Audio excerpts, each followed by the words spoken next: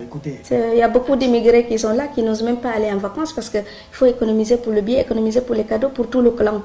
Ces gens-là, quand ils n'osent plus partir en vacances, ils ne sont plus en liberté. Ils sont pris en otage par un système traditionnel qui fait d'eux des esclaves, qui produisent pour entretenir des gens qui vivent psychologiquement mieux qu'eux.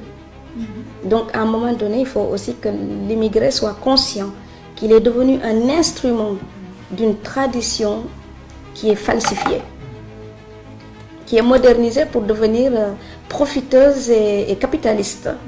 Cette tradition qui était sociale et humaine, elle se tourne vers le capitalisme. Donc on profite de l'autre pour mieux garder le peu de choses qu'on a. L'immigré ne doit pas accepter ça. Il ne faut pas mentir aux nôtres. C'est à nous les immigrés d'enlever le mensonge des immigrés pour l'apparence. C'est confortable d'arriver au pays de faire comme si on roulait en Jaguar en Europe et avec un jet privé, alors qu'on était simplement boy ou femme de ménage ou quelqu'un qui souffre dans un travail très très dur et mal payé.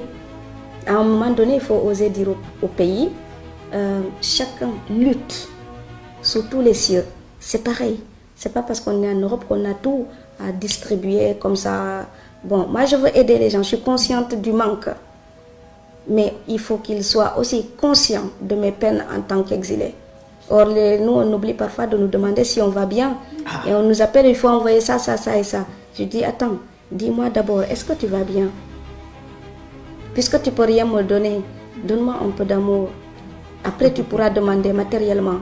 Mais nous, si on n'a pas besoin de leur aide matérielle pour vivre, on a besoin de leur soutien psychologique. On a besoin de leur amour pour pouvoir trouver la force d'aller gagner ce qui nous permet de les aider matériellement. Et ça, parfois, ils l'oublient. Donc, ils n'oublient pas nos devoirs vis-à-vis d'eux, mais ils oublient que nous aussi, on pourrait attendre quelque chose d'eux. ah, Tata Fatou a parlé fort. Ouais, elle a vraiment parlé fort. Ouais. C'est la triste réalité, la famille. Voyez-vous, au jour d'aujourd'hui, les relations entre Benguis, ceux qui vivent ici en Europe, et les familles qui sont en Afrique sont devenues bizarres. Ah oui, ah oui. Les relations sont passées de relations sociales, familiales, à relations purement financières. Pour la plupart des cas. Pour la plupart des cas, hein, on ne peut pas généraliser. Mais dans la plupart des cas, c'est comme ça est. Et c'est dommage. Elle a raison. Il y a beaucoup de personnes qui ont peur d'aller en Afrique maintenant. Parce qu'avant d'aller, ils sont dans les calculs. Tu travailles ici, tu travailles pour le SMIC, sous la neige, et tout. C'est dur, c'est difficile d'économiser. La vie est chère ici. Quelqu'un qui ne gagne pas bien sa vie, franchement, il ne s'en sort pas. C'est pourquoi il y en a qui se tapent 2 boulots, 3 boulots même, pour pouvoir économiser.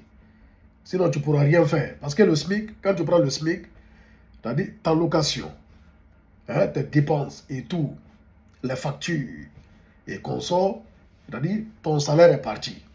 Il y a des gens, le 15 du mois, ils sont à découvert. Ils sont à moins et quelques. À partir du 15 du mois, ils vivent à crédit, ici en Europe. Pourtant, en Afrique, on ne les voit pas comme ça. On les voit comme des gens qui sont en Europe, c'est-à-dire qu'ils ramassent l'argent. Qui ramassent l'argent. Donc, souvent, on ne demande même pas comment tu vas, mais on te demande des tas de trucs. Voyez-vous? Ça arrive dans la plupart des cas. Ce n'est pas un secret aujourd'hui. Maintenant, bon, si tu dois aller en Afrique, il y a des gens, ils sont dans les calculs. Le billet d'avion, hein, la résidence. Parce que la plupart, lorsque tu pars en Afrique, pendant ton séjour, tu restes en résidence. Les résidences sont tellement chères en Afrique. La vie est tellement chère en Afrique. Surtout des pays comme la Côte d'Ivoire, des pays comme le Sénégal. La vie est chère. Donc, lorsqu'un Bengui s'en va, il calcule. Les résidences sont chères, tout est cher. Voyez-vous, tu dois calculer, toi, ton argent de poche et ce que tu dois aller distribuer en Afrique. Vous voyez, ce n'est pas évident. On attend de toi. Surtout ceux-là même qui se sont inventés une vie. Tu sais que tu es un smicard qui galère.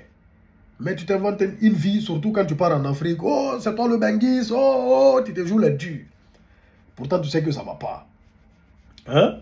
Et là-bas, ils s'en foutent. Hein? Comment tu fais? Ce n'est pas leur problème. Ils ne sont pas dans les calculs. Ils savent que tu es en Europe, tu ramasses l'argent. La vie est dure ici. La vie est dure. C'est-à-dire, bon, c'est mieux ici, parce que là, ici, tu as des opportunités, tu travailles. En Afrique, il y a des gens, c'est vrai. Ils peuvent être dans le besoin parce qu'il n'y a pas d'opportunité. C'est difficile. C'est difficile. Ici, il y a des opportunités de travail, tu seras payé. Mais ce n'est pas évident de joindre les deux bouts. Voilà. Et souvent, il y a de ces personnes, tu es obligé de couper les ponts avec eux.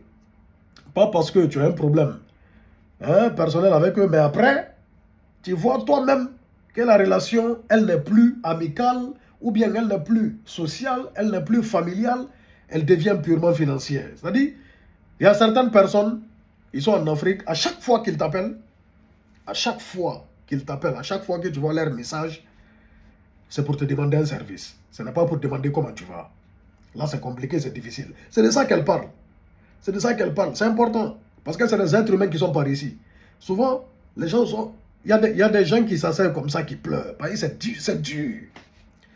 Donc, leur demander comment ils vont, à dire comment ils s'en sortent, c'est important souvent. Même si après, derrière, tu vas mettre un petit service derrière. Mais ce n'est pas évident pour la plupart des cas. C'est pourquoi c'est difficile. Hein? C'est difficile. C'est pourquoi il y a des ponts qui se coupent.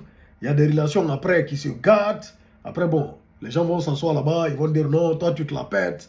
Tu te prends. Oh, tu as changé. Oh, on a grandi ensemble. Mais maintenant, comme tu es allé en Europe, tu te joues comme si, tu te joues comme ça. Pourtant, ce n'est pas ça. Ce n'est pas ça. Souvent, c'est difficile.